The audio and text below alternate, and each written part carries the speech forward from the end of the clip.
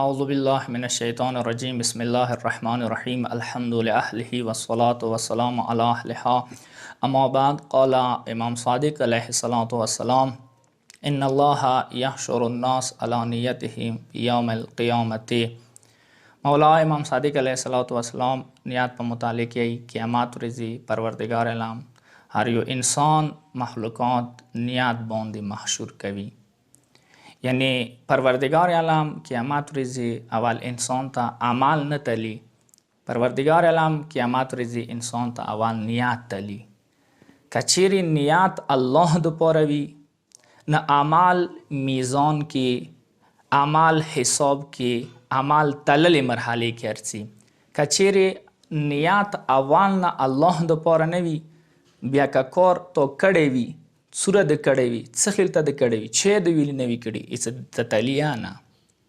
مثلا اول المونځ نه د تتلی، اول رژه نه د تتلی، اول حج نه د تتلی، اول کربلا ته تلل نه د تتلی، اول مجلس کې نستی نه د تتلی، اول ما ته منبر باندې تقریر نه تلی، اول تا د پاره نیت تلی. څه آیا د نیت الموس تو کولو الله د پاره کولو که مخلوق د پاره کولو، حج د کولو سرټیفیکیټ هستلی د پاره د کولو که الله د پاره کولو، خمس و زکات د ورکولو الله د پاره د ورکولو که خلکو د پاره ورکولو، ما مجلس کولو، ما خبره کوله آیا ما الله د پاره خبره کوله که خپل ځان ما شرطې د پاره ما خبره کوله. که چیرې خلکو د پاره کړي وي سره د تتلیه نه خدای د ته هېڅ چا د پاره د کوله مغه نه غواړه، اما که الله د پاره د کړي هغه نه وروسته بیا لمونځ د تتلي، هغه نه وروسته رژه د تتلي.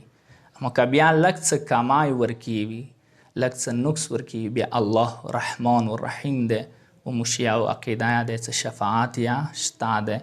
خو د هغه وخت کې څه کله نیت خالص الله د پاره وي، خدای د پاره وي.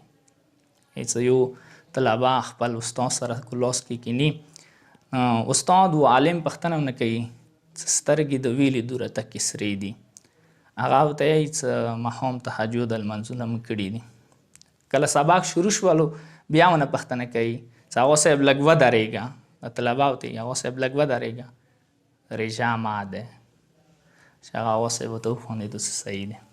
یو بل مرګلي سره میلاو شو، هغه ورته وایي چې بېګا ماښام مو یو جاګ اوبه چیکلې دي. هغه ورته وایي څه ویلې؟ له د ماښام لمونځونه څه انسان کوي بیا لږ ستړي کوي.